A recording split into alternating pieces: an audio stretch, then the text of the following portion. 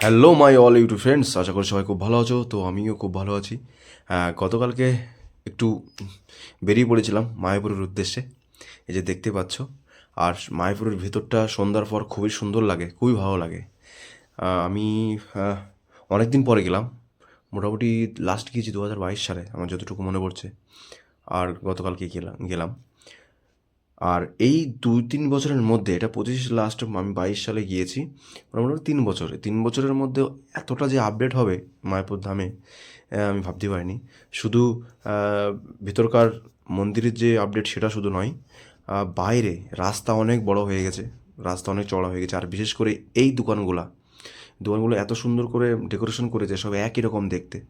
আর কত মানুষ যেখানে যাচ্ছে আর সবাই কেনাকাটা করছে, দেখতেই পাচ্ছ। তো আমি ছোটো করে একটা ভিডিও ক্লিপ নিয়েছি।